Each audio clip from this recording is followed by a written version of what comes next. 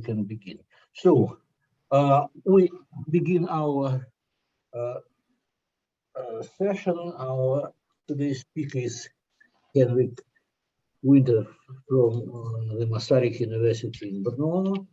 And as you see, he will speak about jet functors in non-commutative geometry. Henrik, you are welcome, and thank you that you agreed to deliver this talk. Okay, thank you, Josef. So as you can see from the title slides, what I'm going to talk about is joint work with Keegan Flood and Mauro Mattegazza. They were also at Masaryk University when we were doing the start of this work, but now they have both left, and Keegan is in Switzerland and Mauro is in Prague at the moment. Most of the topics that I'm going to address are in our paper, which is already on the archive. It's called the same title as the talk, Jet Functors in Non-Commutative Geometry. So you can look at that if you are interested.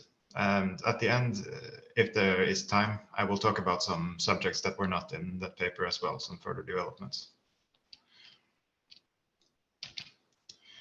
So first, let's say what kind of non-commutative geometry we are going to talk about. What's the fundamental idea? So first, there's a duality between geometry and algebra, and we can study geometric objects also in the classical setting by considering an algebra of regular functions over it. For example, smooth functions on a manifold, holomorphic functions, polynomial functions or rational functions on a variety, and so on. And considering these objects should give you sufficient information that you can understand the geometric object completely. So this gives you the idea that you could just generalize the commutative algebra, so let's say C infinity M, the smooth functions, to an arbitrary associative and unital algebra A. So it's important to us that it's associative. It's not so important that it's over a field. In fact, we do all our constructions for algebras which are defined over commutative rings. And now you can try to do various algebraic constructions which correspond to geometric constructions in the classical picture. And if the algebra A happens to be commutative, then the constructions should reproduce the classical geometrical results. This is the core of the non-commutative geometry philosophy as I see it. There are certainly other points of view, but there are some results from classical geometry and topology, like the Gelfand-Naimark theorem and the Searles-1 theorem, which shows that doing this is not completely impossible. In fact, we can do classical geometry considering only algebra over smooth functions, for example. So we are going to work with arbitrary unital associative algebras over commutative rings. And we need also some way to encode the smooth structure on such an algebra. So we are going to borrow some notions from quantum groups. I think they originally arose from Voronovich in the late 80s or something like that. I'm not 100% sure, but in any case, these are the notions of exterior algebras and first order differential calculi. And this will allow us to perform our constructions in any framework of non-commutative or commutative geometry that has a notion of exterior derivative. So some examples of situations we can deal with are differential geometry, supergeometry, what I call quantum geometry, which is a bit involved. It means more or less the irreducible homogeneous spaces over the Drinfeld-Jimbo quantum groups equipped with the Heckenberger-Kolb calculi. And of course, there are countless toy examples, and I will show you some later on. So the definition that we are borrowing is that a first order calculus for a unital associative algebra is a bimodule equipped with a map which satisfies the non-commutative Leibniz rule. So note that we can't move the, in AD, d of AB is equal to AdB plus dA times B, but we can't move the B over to the left-hand side because it's non-commutative and it might be a non-trivial bimodule. And also there's one more axiom beyond just having a derivative. It should be surjective in the sense that the differential generates the first order calculus as a left module. And by the Leibniz rule, that means that it also automatically generates it as a right module. So let's convert some classical geometric notions to this point of view. First, we have the point in geometry.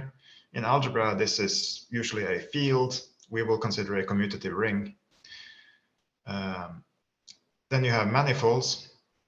These, by duality, go to the algebra of smooth functions. We will take an arbitrary unital K algebra instead. Then there are vector bundles. When you go to the algebraic side, this will be identified with their space of global sections. And this is a categorical equivalence by the Searle-Swan theorem. So that's where that comes in. In a non-commutative setting, we are just going to consider arbitrary finitely generated projective A modules, left A modules, to be fair. There's a choice to be made here. You can work either with left modules or right modules. And we are going to work with left modules. Now you have vector bundle maps. These also dualize by the Searle-Swan theorem in the classical setting. And to us, that's just going to be left A linear maps between left A modules. And finally, you have the cotangent manifold in geometry, which is the space of one forms from the algebraic point of view. And in the non-commutative geometric setting, that's just going to be what I just described, the first order calculus from the previous slide, which at this point is some arbitrary object. So we need some special subcategories and different categories related to this stuff. We have the categories of right and left A modules, which we will call A mod and mod A, and bimodules will be called A mod A. And in addition, we need some full subcategories. The most important to us is the subcategory of flat left A modules. Flat means that the tensor product functor for these modules is an isomorphism. Is an exact functor, sorry. And in addition to this, we will consider the category of projective left A modules and, of course, our generalization of vector bundles, the finitely generated projective left A modules. So the goal of this project is to augment the setting described above, which was not invented by us, with various jet constructions, differential operators, and differential equations. And the way we want to go about doing this is to exploit the categorical and algebraic structure of the classical jet modules, prolongation maps, and projections. So in particular, the assignment taking a vector bundle to its jet bundle is an additive endofunctor. The Searle-Swan theorem transforms this into an additive endofunctor in the algebraic setting on finite generated projective C infinity M modules. And from this point of view, the jet projections and prolongation maps are just natural transformations. So the projections are natural transformations between the jet functors themselves, and the jet prolongation is a natural transformation from the identity functor to the jet functor. And of course, these satisfy the jet short exact sequence, where now the left non-trivial side is the tensor functor of symmetric polynomial in the cotangent bundle, so symmetric covariant tensors with values in your vector bundle.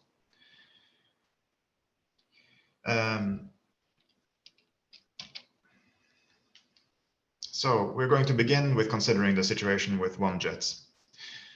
And in particular, there is one calculus which you have for any associative algebra, and it's called the universal calculus. It's generated simply by taking the tensor product over K of the algebra with itself, and the calculus is going to be the kernel of the multiplication map from A tensor A to A. This has a corresponding universal differential. And it's very easy to see that this satisfies the analog of the one-jet exact sequence. And the projection here is just the multiplication map. And also we can define a universal prolongation, which maps the algebra element A to one tensor A, and this splits the sequence as a right A in the category of right A modules, because so far everything is bimodules except for the universal prolongation. Okay, this is going to be very useful to us because the universal calculus has a universal property. If you have any other first order calculus, there is a surjective map which goes from the universal calculus to your target calculus, which takes the universal differential to your target differential. And you can, this is our bimodule maps, and so you have a sub-bimodule, which is the kernel of this projection PD. And we will interpret this sub-bimodule as the space of first order differential relations. So if you consider this classically, it contains things such as df minus the partial derivatives of f times dxi, but interpreted by universal differentials. So you can see that this looks very similar to the annihilators of the Cartan distribution for classical jet things. So it actually encodes more or less the same information as the Cartan distribution does in the classical context. So let's try to make the non-commutative one-jet functor. So we start with the universal one-jets, which are just going to be A tensor A over K. And they satisfy this exact sequence as mentioned.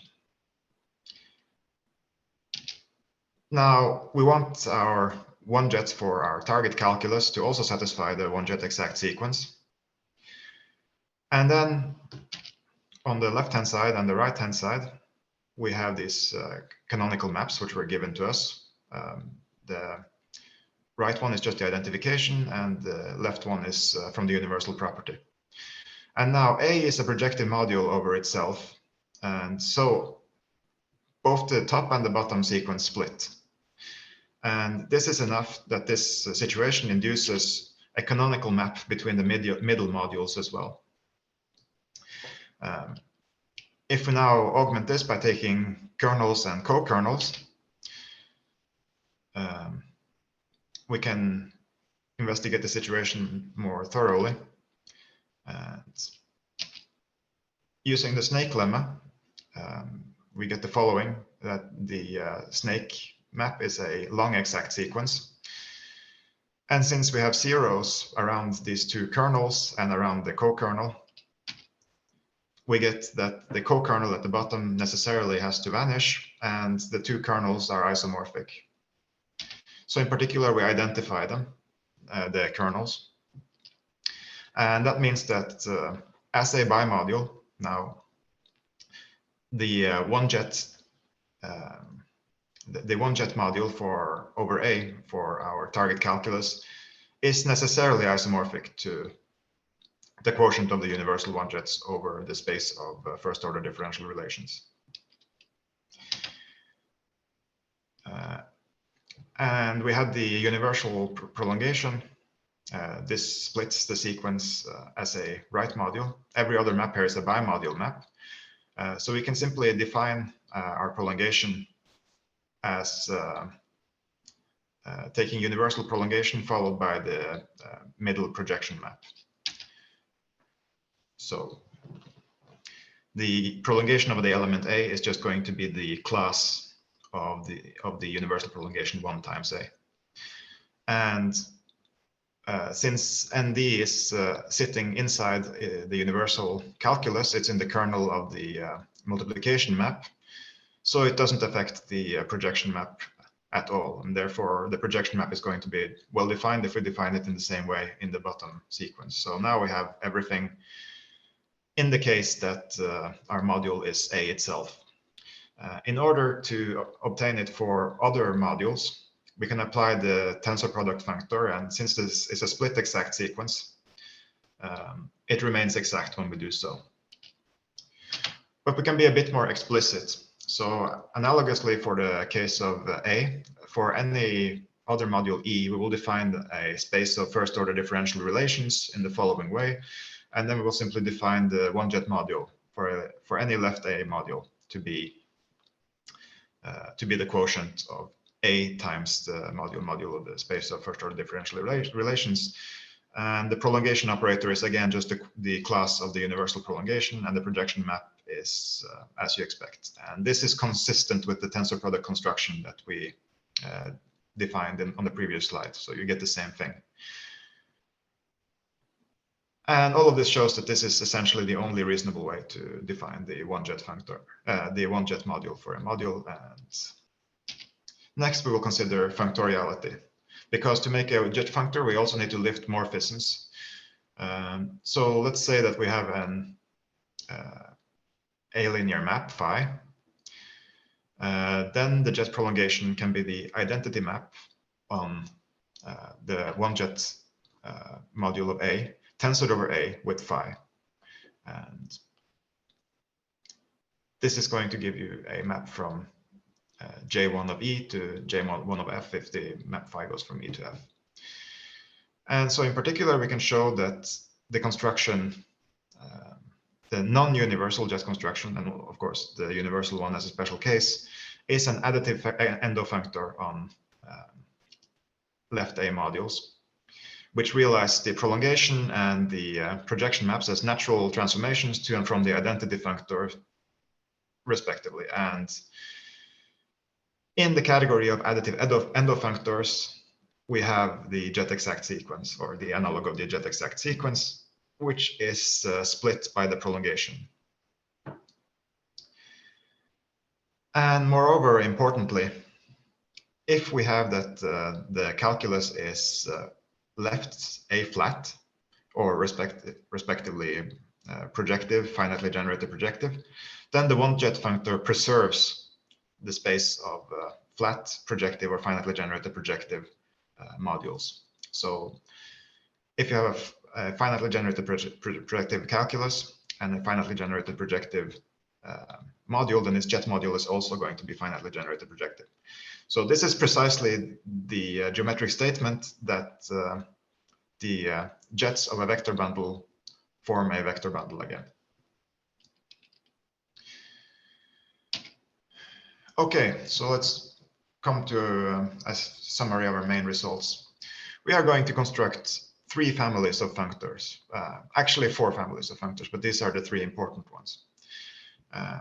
They are going to be called the non-holonomic jet functors, the semi-holonomic jet functors, and the holonomic jet functors. They all coincide at the level of the 0 jets and at the level of the 1 jets. But otherwise not.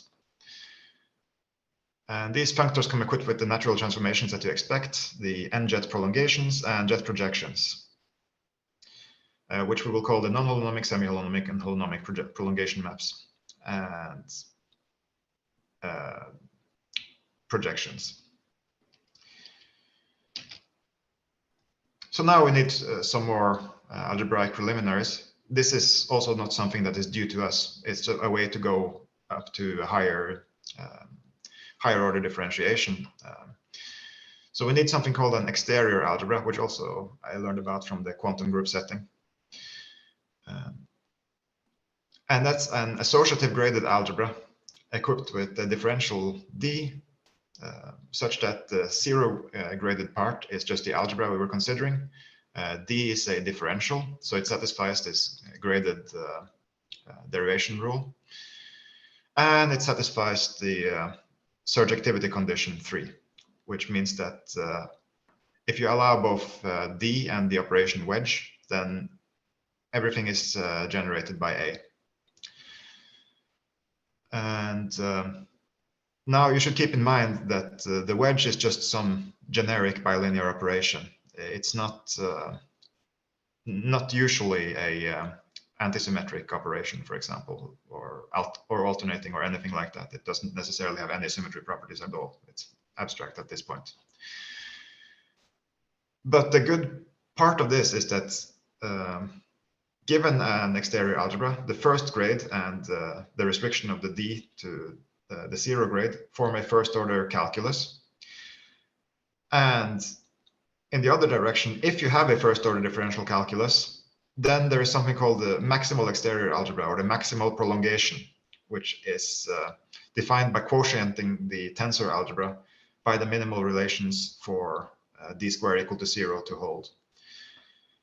So this is kind of a canonical construction. And in particular, if you want the one forms in classical geometry, you can get it by this construction by taking the maximal prolongation of the de Rham one forms. This will be the exterior complex. Okay, so now we need to extend this a bit by something which is original to us. Because in the jet exact sequences, the symmetric tensors appeared, so we need to define what symmetric tensors means in this setting when the wedge product is not necessarily alternating anymore. So in the classical case, the differential forms at values in some bundle can be seen as a tensor product over the algebra of smooth functions with the sections of that bundle. So given an arbitrary exterior algebra over A now, we can define these tensor functors. And then we will define the zero degree symmetric forms as just the identity functor. The one graded forms will be the tensor functor of the first order calculus. And for n greater than that, we will define the functor quantum symmetric forms by induction as the kernel of this composition at the bottom.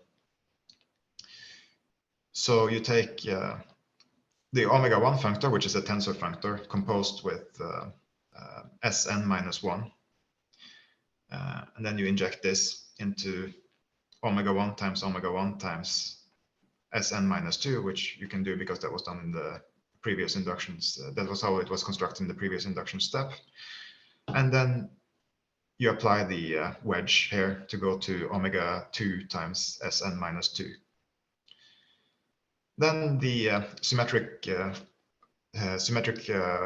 form tensor of degree n is just going to be the kernel of this, and we have this inclusion iota wedge n, which maps the symmetric into omega-1 composed with the symmetric of one lower degree.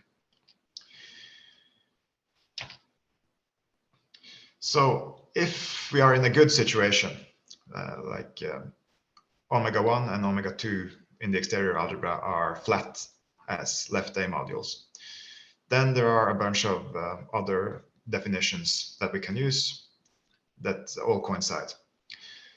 So for example, you can do basically the take the tensor algebra and take the intersection of all possible kernels of wedges, and that will give you the same thing. But if you don't have flatness, this might not coincide. On the other hand, all examples we consider satisfy this property, so you can think of these as equivalent definitions. Now, this is enough that we can define the Spencer operators and the Spencer cohomology. So consider the composition of the omega k and the symmetric h functor, and then we take the following composition. First, we take the injection from sh to omega-1 times sh minus 1, and then we wedge. So overall, it goes from omega k times sh to omega k plus 1 times sh minus 1. And the composition is going to be the alternation map of the Spencer complex. And this turns out to be a complex in the category of functors of endofunctors on left A modules. And so you can see it here. And its cohomology is going to be important to us. So this we will call the Spencer delta complex, and the cohomology will just be called the Spencer cohomology. And in particular, the cohomology at point hk is just remember which indices are which. Okay, so now we get to some jet functors. First, we can iterate the one jet functor to produce the non-holonomic jet functors. And we can iterate the prolongation maps by considering the prolongation maps on each jet module. N times, this will give you the non-holonomic n-jet prolongation. And the interesting part here is that you get not just the one jet projection, you get m of them, where m is from 1 to n. And these are the non-holonomic n-jet projections. So with that in mind, we want to build the holonomic two-jet modules and the holonomic two-jet functor. And what we want here is that the following sequence is exact. That's just a two-jet exact sequence. So what can we do? We can take the one-jet exact sequence of the one-jet module. And here we have some natural maps.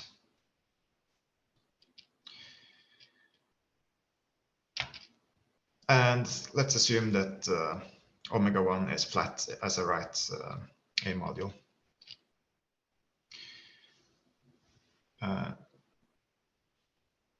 We want the jet prolongation to agree with the non-holonomic prolongation because there's really nothing else that we can do. And also this holds in the classical case. And under these conditions, you can just take the image of the two-jet prolongation map plus the symmetric tensors, the quantum symmetric forms of degree 2, and generate the submodule by both of them, which contains both of them, and in the non-holonomic two-jet, and this will satisfy the two-jet exact sequence. So actually that works under very mild conditions. The two jets happen to be a special case, which is easier than the other higher holonomic jet functors. But we can also describe it more implicitly as the kernel of a certain left linear, or in the case where the module E is the algebra A bilinear map, which we call M tilde. And the tilde is related to jet lifts, which we will introduce later. So this goes from the non-holonomic two jets to this strange space, which is a tensor product of E with this special bimodule. This special bimodule is, as I write a module, just the direct sum of the one forms and the two forms. But the left action is non-trivial. It's twisted by the differential. And we can write down this EV operator explicitly. It's given by the formula at the bottom of the page. And its kernel is just precisely the holonomic two jets. So this will be quite useful later. Now we can also define semi-holonomic jets, because recall that we had a lot of non-holonomic jet projections.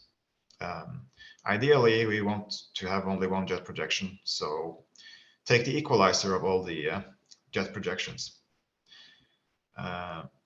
So that is just the submodule for which all the non-holonomic jet projections coincide. And that's well defined, and it by more or less tautologically comes equipped with a unique jet projection, which is called the semi-holonomic projection. And it's a bit of a proposition to show that the non-holonomic jet prolongation factors through the semi-holonomic jets. But it basically comes from this diagram and the fact that you can do this for any m.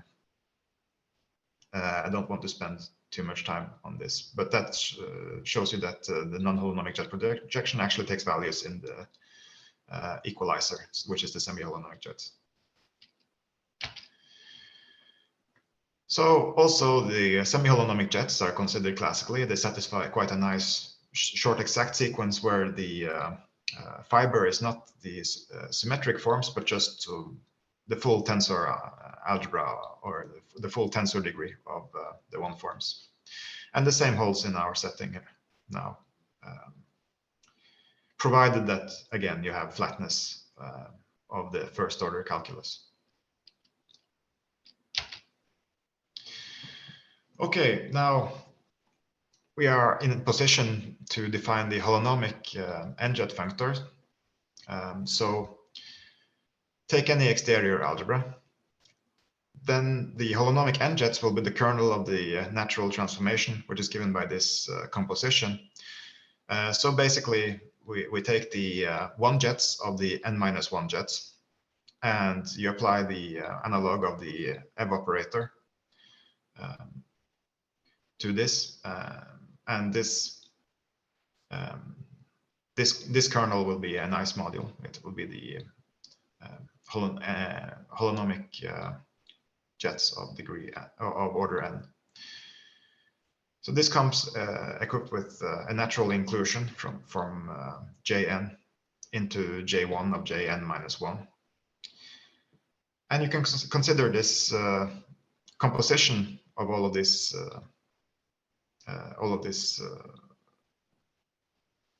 jet functors to get a natural transformation which maps the holonomic jets to the semi-holonomic jets.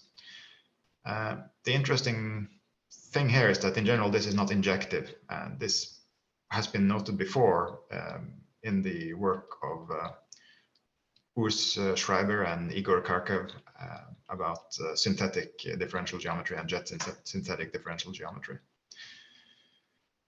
So it's not something that only happens in a non-commutative case, but it has also been seen in some commutative examples.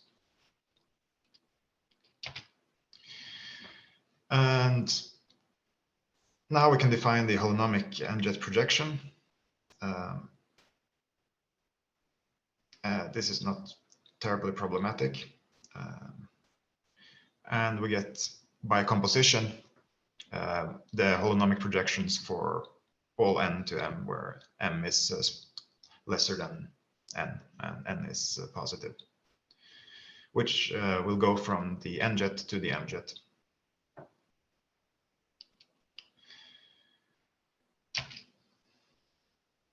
So we need another lemma to show that the non-holonomic projection operator, which is also the semi-holonomic projection operator now, factors uniquely through the this inclusion map from the holonomic jet to the non-holonomic jet by a natural monomorphism in the category of endofunctors.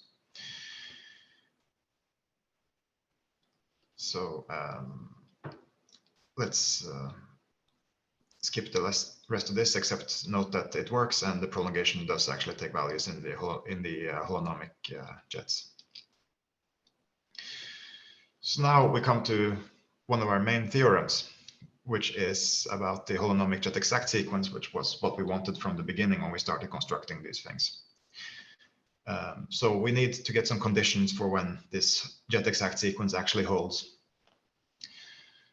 So let's go to our setting. Let A be a K algebra with an exterior algebra. And now we want that the first, second, and third degrees are flat as right A modules.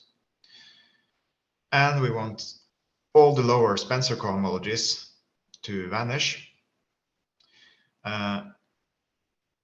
Then we will get the exactness of the middle sequence here. So in particular, if those things hold and the n-2 or degree cohomology also vanishes, the jet functors will satisfy the jet short exact sequence.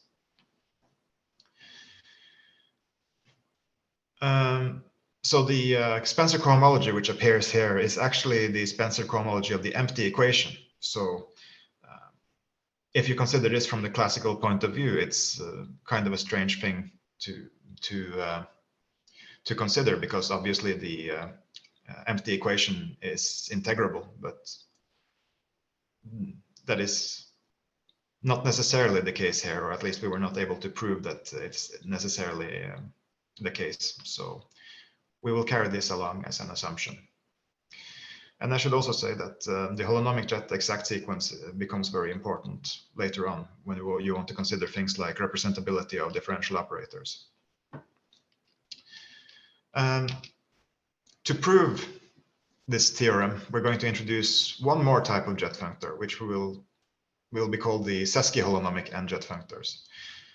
And you can define it as the kernel of this natural transformation related to the first component of the EV operator. But informally, we can say that it's the jets which are holonomic up to the leading term, and the leading term is only semi-holonomic. And so in particular, its jet projection takes values in holonomic jets, not any weaker jet notion.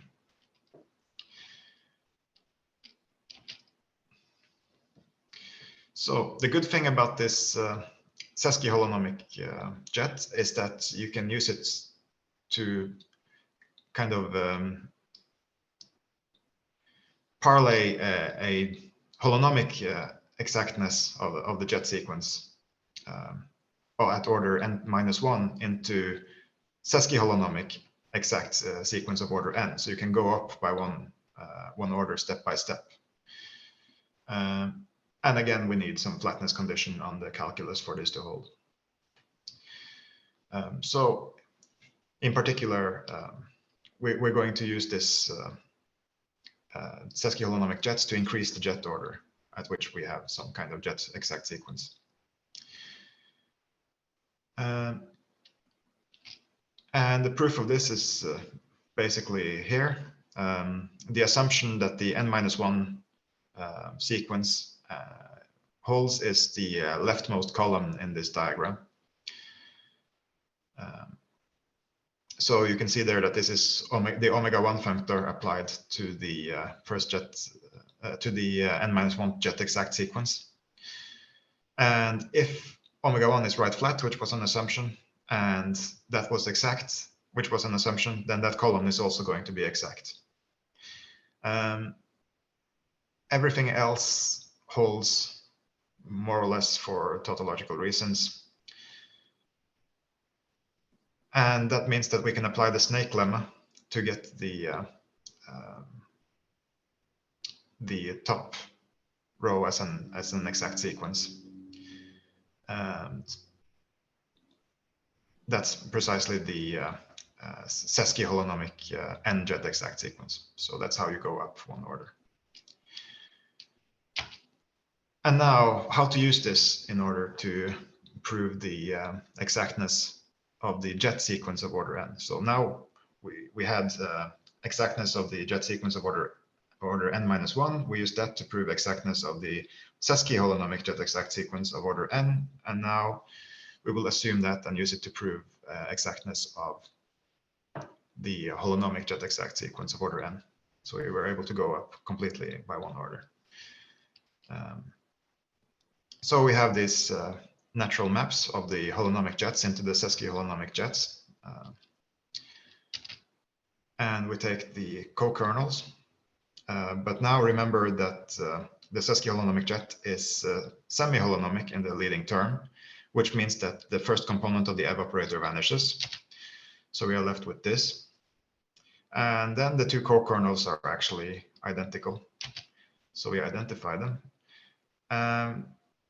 And now you can see that the map on the left is actually the Spencer alternation operator with the appropriate degree. And we make this identification, take co-kernel, and then we apply the snake lemma. Here C is something, but it doesn't really play a role. The point is that if now you see the role of the Spencer cohomology.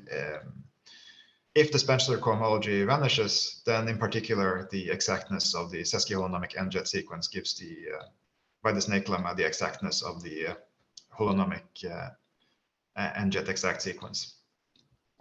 That's the reason why we care so much about this empty equation Spencer cohomology. Okay, we can say some more things about this jet functors. So in particular, we need equally good geometric properties that we have in the classical case, and we more or less get this. So for example, if we have all the assumptions that we needed for the jet exact sequence, holonomic jet exact sequence to hold, omega 1, 2, and 3 are flat as right modules and vanishing Spencer cohomology.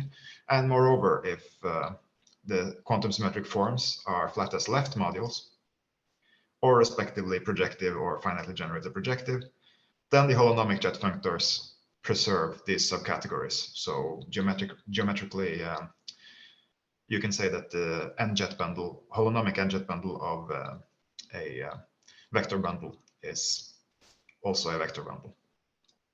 And there are similar statements for the non and semi-holonomic jet functors.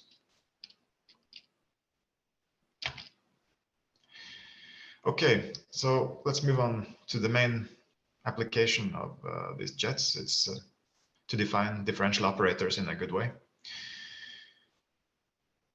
So let's say that we have two left modules, and we consider a k-linear map between them. If this factors through the universal prolongation, then it will be called a linear differential operator of order at most n with respect to our exterior algebra. So this means that there should be a vector bundle map, or left A module map if you want, between the n-jet module and the target module, where we get this composition. And if this n is minimal, we say that this delta is a linear differential operator of order n. So this is very similar to the, at least one way that you can define differential operators in the classical setting as well, of course. I'm sure everybody recognizes the likeness. So we have some examples of differential operators. If the first order calculus is free and finitely generated, which we will call parallelizable, then via taking a basis, we can define the partial derivative operators, which are differential operators from A to A, by decomposing the differential. So just taking the coefficients in this frame. We can define left connections with respect to a first order calculus by this Leibniz identity. And if you have a connection with respect to some calculus, then it will also be a first order differential operator with respect to that calculus. And moreover, just like in the classical case, left connections are in bijective correspondence with splitting operators for the first jet exact sequence for the module E. And finally, the operator ev, which we use to define all the holonomic jets, turns out to be a natural differential operator. And so you can consider holonomic jets to be noncommutative differential equations in a sense, if you want. At least this is a differential operator, and that's the subbundle which corresponds to it.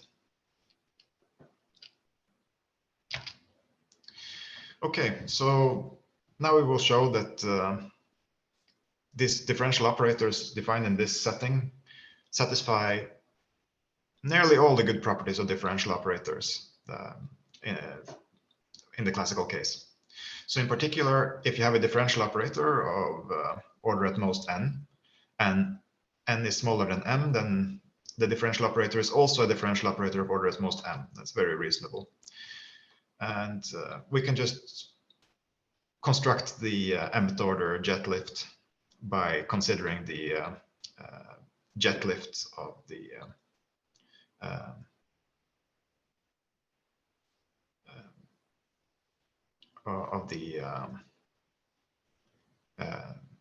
the jet functor applied to the jet lift.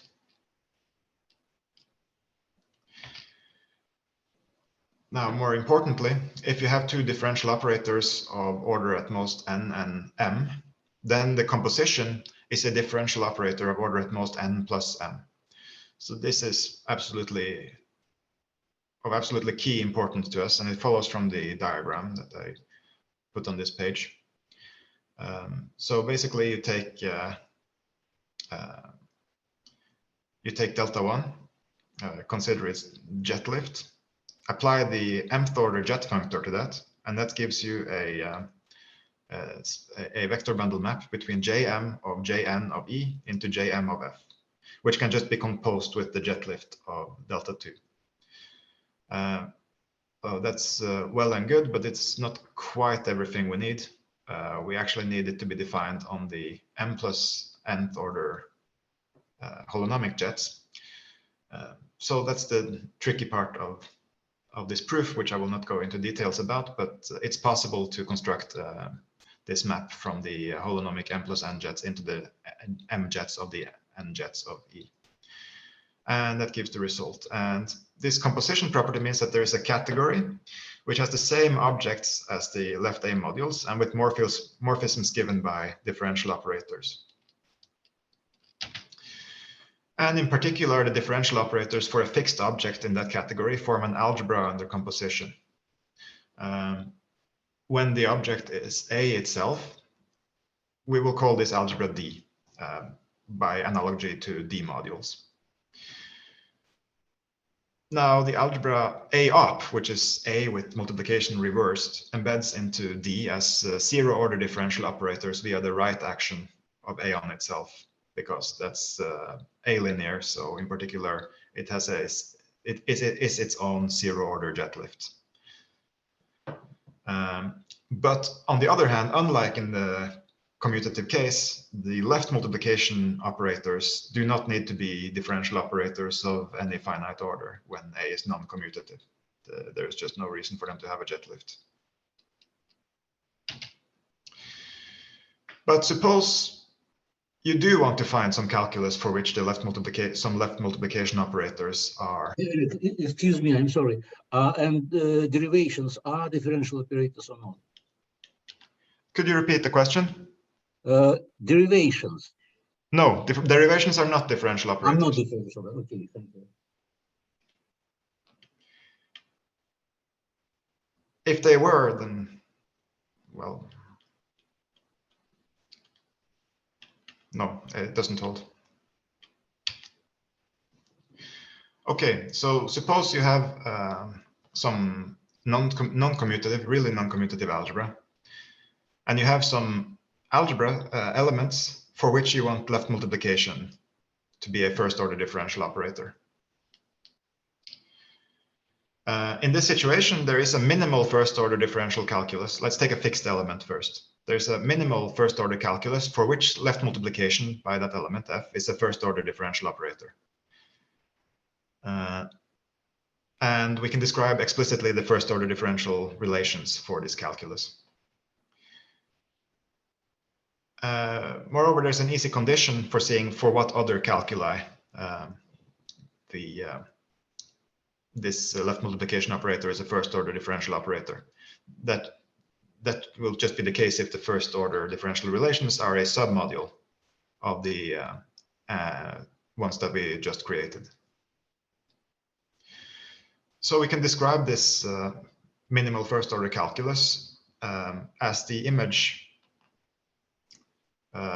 generated by left action on the commutator of f in A inside of A, which will be non-trivial because we presuppose that this f is not central and the algebra is non-commutative. So this can be explicitly constructed, and we will call it the terminal calculus for the element f.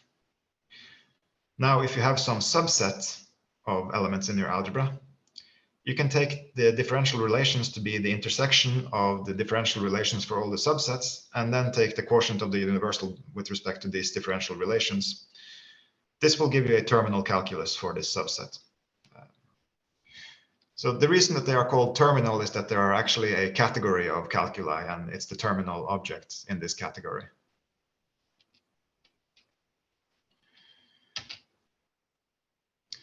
Yes, so, well, there's a category. This is the category of all first-order calculi.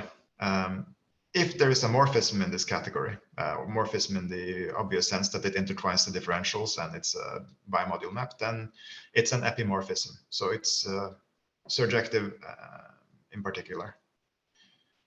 And moreover, when they exist, morphisms between two first-order calculi are unique. So one more thing to note is that if you have a morphism between two different calculi, let's say they are given by d and d prime, then the differential operators of the smaller calculus, so the one which is the target of the morphism, will be a subset of the differential operators of the larger calculus. So this means that for the terminal calculi, there is a full subcategory consisting of all calculi for which the subset S is of order at most 1. And omega 1 S is the terminal object, like I mentioned before. That's the reason for the name. So we are going to use this immediately to provide an example.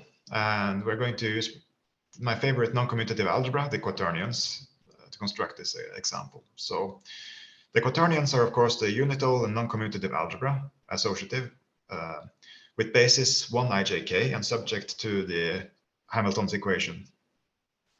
And these are a normed division algebra. Left or right modules of the quaternions are called left or right quaternionic vector spaces because they behave really well. They are characterized up to isomorphism by dimension. And they are, of course, free as right or left modules.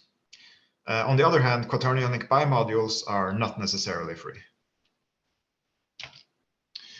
So first, let's consider the universal calculus. This is a really nice expression. It's given by I squared plus 1 squared, j squared plus 1 squared, and k squared plus 1 squared in the tensor product. And you can easily verify that if you take the multiplication map on this, in each case you get 1 minus 1. So that's why this generates it as well. So now we want to consider some terminal calculi. We want to consider the terminal calculus for the element I. We compute directly an expression for ni. It's given by I squared plus 1 squared and j squared minus k squared. You could do a similar thing for j and k. And since the differential relations for the terminal calculi for I and j have quaternionic dimension 2 as quaternionic vector spaces, their intersection must have dimension at least 1. And we can compute this explicitly. So the differential relations for the terminal calculi corresponding to I and j will be given by this formula, 1 squared plus I squared plus j squared minus k squared. And these are the differential relations that we will be working with in this example. So we can directly compute the structure of this terminal calculus. And the most important part is the structure relation. So dk should be expressed by di and dj, and we get this formula. Dk is equal to minus j times di plus I times dj. And also it's a parallelizable calculus and is generated by di and dj. We're also going to need the bimodule structure, which you can remember easily by seeing that whenever you move an I across, you get a minus, but when you move a k across, you do not get a minus.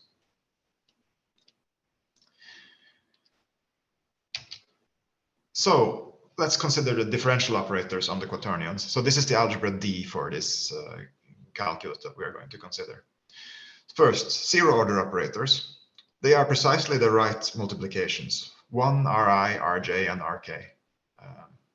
So that's the operator that Ri takes q to q times I, for instance. For first order operator, we can take the partial derivative operators from our parallelizability property of the calculus. And I write them here in some vector notation, but it means that the di takes 1 to 0, takes I to 1, takes j to 0, and takes k to minus j. And the interpretation for dj is similar. So these are the quaternionic partial derivative operators. And now we can use these to generate the full algebra of differential operators. They are given by some these generators and the relations that squares of partial derivatives are 0, the partial derivatives anti-commute, and then there's a bimodule structure when you use the zero order operators on them on these generators. Now, by construction, the whole algebra of quaternion embeds into the algebra of differential operators. We constructed the calculus so that the left multiplication operators by I and j are of order 1, that's the terminal property, and then by the proposition that compositions are differential operators as well, you get that the left multiplication by k is of order 2. And it's actually not of order at most 2. It's really of order 2. So this gives a constructive example that it's possible to find noncommutative algebras for which the entire set of left multiplication operators embed into the set of differential operators on that algebra. Now to consider the jets, we need the quantum symmetric forms. We can compute this fairly easily, and it will be generated as a left or right module by di times dj minus dj times di. So of course, from your classical intuition, you expect that symmetric forms are something symmetric, but quantum symmetric forms are not necessarily, and in the quaternionic case, it turns out to be precisely antisymmetric. And we can compute that the third degree jets, the third degree symmetric forms are just 0, so there are none of them, which means that the jet dimension stabilizes. You have the 0 jets as the quaternions themselves, of course, and as left vector spaces, you have the 1 jets isomorphic to the three-dimensional quaternionic vector space and the 2 jets 4-dimensional quaternionic vector space. And since the symmetric forms vanish for higher degree, we get isomorphisms for higher order jets. I should also mention that all Spencer cohomologies vanish in this example. So we get this from the jet exact sequences. And also, of course, it's quaternion, so everything is free, so everything is flat, so all our homological assumptions hold. So if we want to try to do some geometry with this, we have the quantum symmetric forms are isomorphic to H as a bimodule, which means that it admits a unique quantum Riemannian metric up to scale. And we are interested in differential operators, so we compute its Laplace operator, which will be equal to 2 times the composition of dj and di. And that's also a second order operator.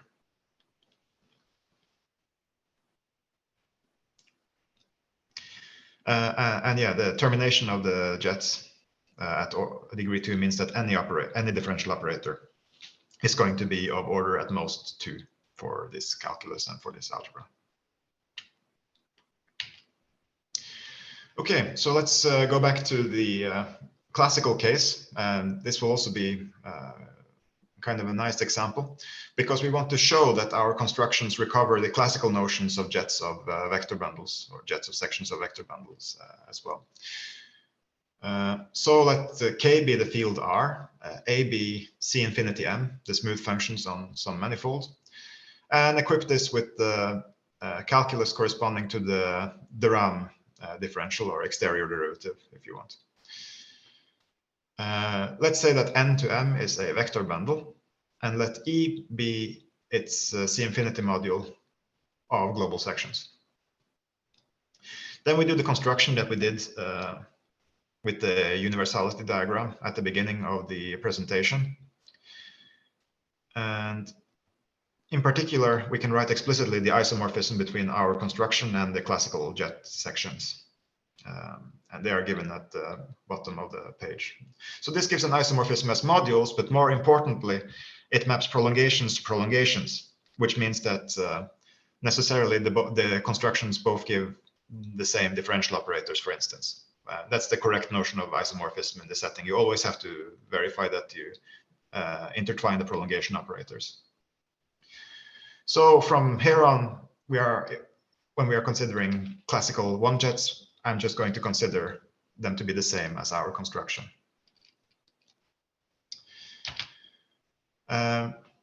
Now here's some old jet theory from Hubert Goldschmidt. Take a vector bundle, then there exists a unique differential operator with a prescribed symbol and taking values in some special place, such that this sequence at the middle of the page is exact. Which means that this row operator of Goldschmidt precisely characterizes the n+1 jets inside the 1 jets of the n jets on your manifold.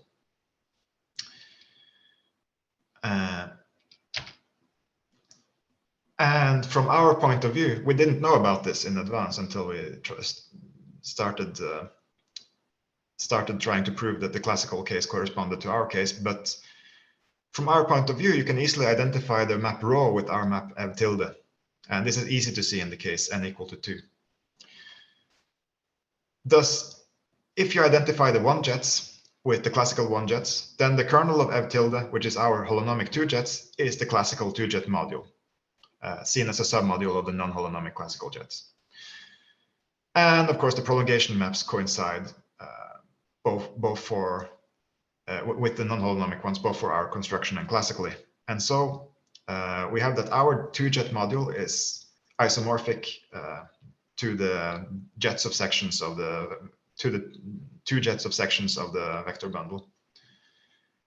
And in particular, the prolongations are mapped to prolongations in this isomorphism. So now we can identify 2 jets as well with our construction. Then we need another result, which was from Quillen's thesis in 1964, but that can be a bit hard to get hold of. So you can also find it in a paper by Spencer from 1969. Let's say we have a vector bundle. Then the n plus m jets is equal to the intersection between the n jet of the m jets and the n minus 1 jet of the m plus 1 jet inside of the non-holonomic jets. And these are all classical statements, of course, classical non-holonomic jets and classical jet bundles. This is enough for us to prove our classical correspondence theorem and get isomorphism for all jet orders.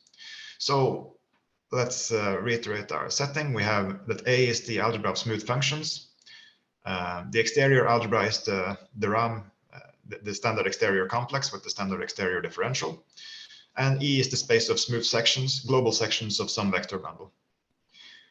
Then the classical non-holonomic and holonomic n-jet bundles are isomorphic to our constructions as modules.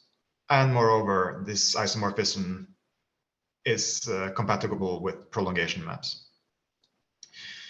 So we prove this by first noting that the one forms are regular enough, in particular they're flat, that we can also show this Quillen result in the case m equal to 2 and n equal to 1. For n. But combined with the Quillen result and the 2 base cases that we proved separately via, directly and the Goldschmidt result, and just checking that the prolongations coincide, we get an inductive proof that the holonomic jets coincide with ours for each jet order. So in particular, that means that give all the same differential operators. So there's really they're really just a different representation of the same representative object for the differential operators in our case.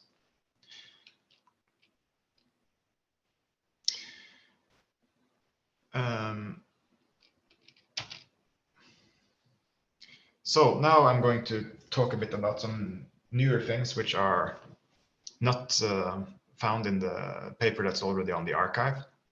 It's going to be about symbols of differential operators and vector fields.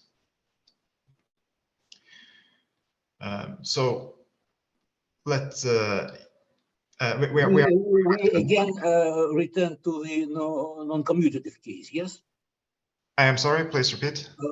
We return to the non-commutative case, yes?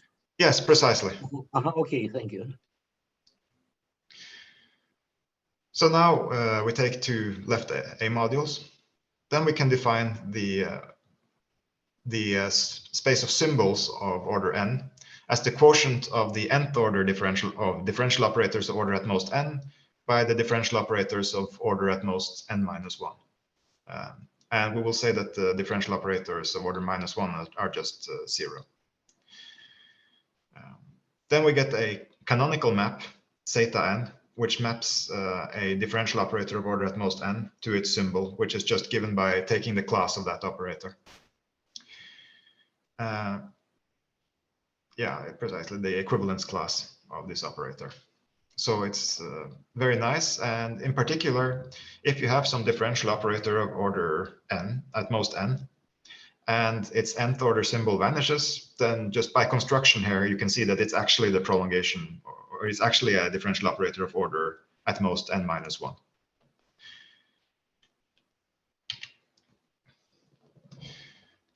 So in order to get a better description for this, there are some more properties that we need. And in particular, there is the map which takes symmetric forms of degree n into nth order jets. Suppose that this is contained in the submodule, which is generated by the left submodule generated by prolongations. Then we have a map R, which takes space of symbols in the quotient sense above, to left A linear maps from the symmetric tensors of degree n to some target module. And this is well defined and natural in the two modules. And moreover, if we have the n-jet exact sequence, then this map is injective. If this map is a section in the sense that you could find a splitting operator, then this map is also surjective. But the injectivity part is much more important to us, because whenever the map R is injective, we can identify symbols of differential operators with the restriction of their jet lift to the kernel of the jet projection, so the symmetric forms of degree n. When this R is an isomorphism, you get some good categorical properties. We can say that the symbol functor is representable with representing object, the symmetric forms. But we will mostly need to identify symbols with restrictions of jet lifts in what follows. So now we want to define vector fields in this setting. And what is a vector field classically? One way to say it is that a classical vector field is a differential operator of order at most 1, which annihilates locally constant functions. And that is the definition that we are going to generalize. And locally constant functions are going to be identified with the kernel of the differential inside of the algebra A. This could be big, it could be small, we don't know. But in any case, we take the annihilator in the first order differential operators. And this will be our notion of vector fields. And these have a natural right module structure, which is given by left composition with the appropriate right multiplication map. So you can easily see that this preserves the property that it annihilates the kernel of D, because you apply X first.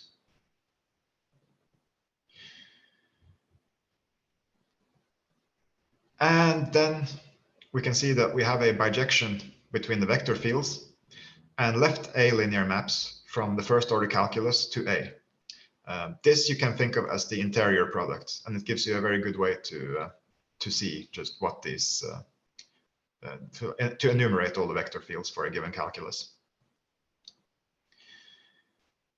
So in particular, if you have a vector field and one form, you can contract them and you get some algebra element. And also, the obvious left module structure, which works for general differential operators of order at most 1, that is right composition with right multiplication operators, does not preserve the kernel of the differential. And so we have to do something slightly more complicated to get the bimodule structure on the vector fields. What we do is to instead define the left action of A in terms of the right action of omega 1. And then you can define it by this blue composition over here. So the iota D is just the injection of forms into jets, and then you can apply the jet lift to that. So first you take the differential, then you apply the right multiplication on the one forms, then you inject this one form into the jets, and then you apply the jet lift of X. That's the action, and it's a bit complicated, but that is what we get.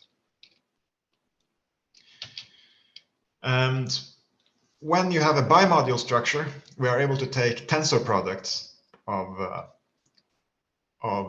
vector fields with itself. And this gives us this interesting proposition that there is a natural pairing between the tensor product of the one forms and the tensor products of the vector fields. And it takes values in the algebra, of course. We can write this explicitly in terms of the jet lifts of the vector fields and the injection operators of one forms into the jets.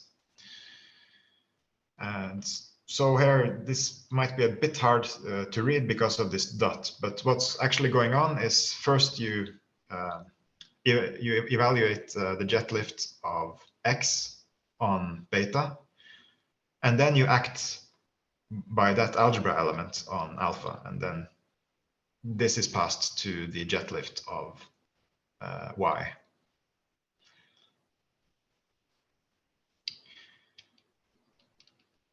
So this is a natural pairing. It looks a bit weird, but it turns out to be precisely what we need.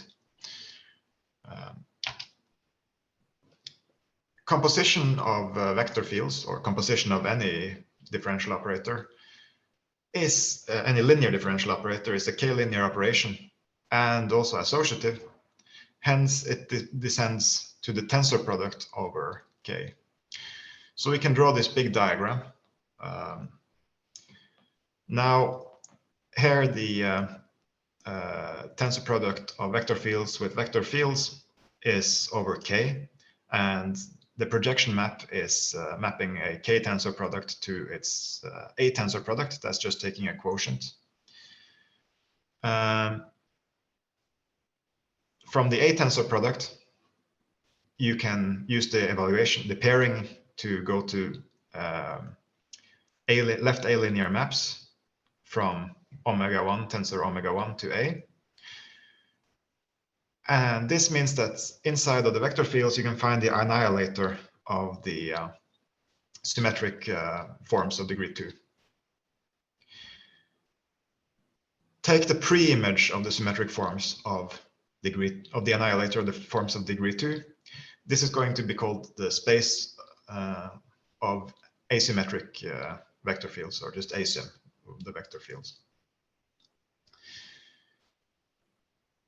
Now we can take the composition map. And by the way, you should note one strange thing, that this composition map has a flip as well. So x times y goes to y composed with x, not the other way around. This just comes out of the formula for pairing, actually, that we have to do it this way. But it's not essential, and we'll undo it later. Yeah, so in particular, the composition of two vector fields is a second order operator by our previous proposition. And for, I should perhaps be precise, a operator of order at most 2. And then we can take the second order symbol of this operator. And this, if we are in a good situation, can just be identified with, as we said before, with the alinear maps from the symmetric forms of degree 2 to A. Now this whole diagram commutes. And then you can see that if you have some linear combination of tensor products over K of vector fields, then their composition, and this is asymmetric, then their composition map will once again be a first order operator. And in particular, it will once again be a vector field because it annihilates the locally constant functions. So a priori, the composition is of order at most 2, but since it's in asym and this diagram commutes, the second order symbol vanishes. Therefore, the composition is of order at most 1. So now we can define Lie brackets of noncommutative vector fields, and we sometimes call them quantum Lie brackets because it's probably not a very good name, but it has nothing to do with quantum. It's just to indicate that it's not a commutator. It's some noncommutative thing. So let's say that we have some projector which takes the K tensor product of vector fields to the space of asymmetric vector fields. Then a Lie bracket is a bilinear map over K, not in the sense of a bilinear, but just K bilinear map, from which takes two vector fields and produces a vector field and is of the form composition of the asymmetric projection of the tensor product of the arguments. And notice that we flipped again now. This is to recover the classical case. So you take flip in C and you take flip in this formula, and you end up with no flip at the end. So examples of what we can get from this. Commutators from differential geometry, commutators of vector fields. Then the map pi asym is just a skew symmetrization. So you take x times y to x times y minus y times x. Similarly, you get supercommutators from supergeometry. And recently we have been working on Clifford algebras, and in particular quaternions, via orthogonal projector that are defined from their metric structures. So they actually get nice canonical non-commutative Lie brackets as well. You can do it in a similar way for finite group algebras, so group algebras over finite groups. And we have some partial results for the quantum geometries, so quantum homogeneous spaces, which I mentioned at the beginning of the talk. But that is the subject of future research as well. So let's go back to the quaternionic example. The vector fields in this case can be written as sums of partial derivatives with quaternion coefficients on the right. So you multiply right multiplication operators on the left. Then the question is just what to define this asymmetric projector. And we can define this using the metric structure of the quaternion. They have quaternions, and what you get is the following. The projector is just defined by its kernel, and this is given by this SH applied to the this skew symmetric vector field. And you take minus this plus this with I on both sides, plus this with J on both sides, plus this with K on both sides. And this becomes some formula with 8 terms. And then additionally, you take the right action by I, J, and K, and you get the whole kernel, which is a bimodule over the quaternions. So in particular, we can use this to compute quantum Lie brackets of quaternionic vector fields. And I have put some examples at the bottom of the slide. First, the partial derivatives end up quantum commuting. And the projection of this element dj times di is minus 1/4. It's just 1/4 of the S1 generator that's generating the module.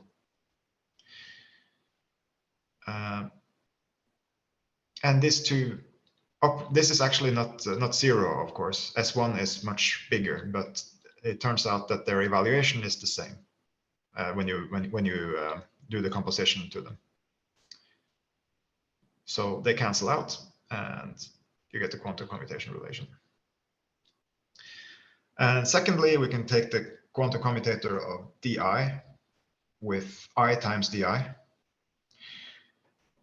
And since this doesn't have any di, dj component, it's very easy to compute the asymmetric projector. It's just the identity. So all we have to do is take the evaluation map, which we do, and you compute it out using the formulas that I gave earlier in the quaternionic example. And you get that the quantum commutator of di and idi is minus di. Now, why the minus? This has to do with a lot of signs that appear in quaternionic computations. Essentially, it comes from the non-trivial bimodule structure.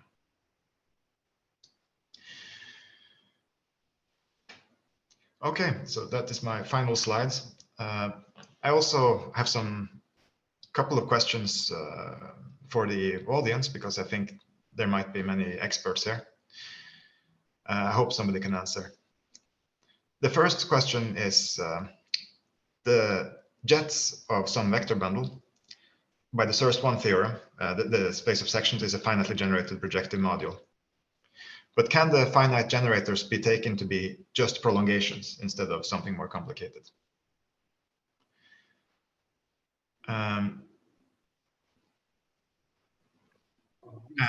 Yes, but I'm not sure.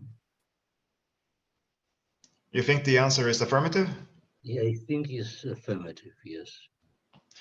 My feeling is that it's affirmative. I never saw any proof of this fact. Okay, it would be really nice to have a proof of this. And if the answer is yes, I would also like to know whether a partition of unity is necessary to do this or not. For the proof? The proof, if there is a proof that you can... Yeah, I think yes. It's necessary. Well, I don't know the proof, but I believe that you need it you will need it for the proof. Yes, I think yes. But okay, it's a conjecture. So thank you for the answer. If somebody else knows a reference, then please let me know. The other question I wanted to ask is, are there any other good ways to characterize the Lie bracket? One way is to characterize it as the, so this in classical geometry, I mean. One way is to characterize it as the unique natural diffeomorphism invariant operator which satisfies the Leibniz rule. Something like that would be nice for us, but unfortunately, it's not really clear how to say that something is diffeomorphism invariant in our setting. So finding these asymmetric projectors can be quite some work, and therefore I would like to know as many ways to characterize them as possible. Maybe something is more efficient than what we are currently doing.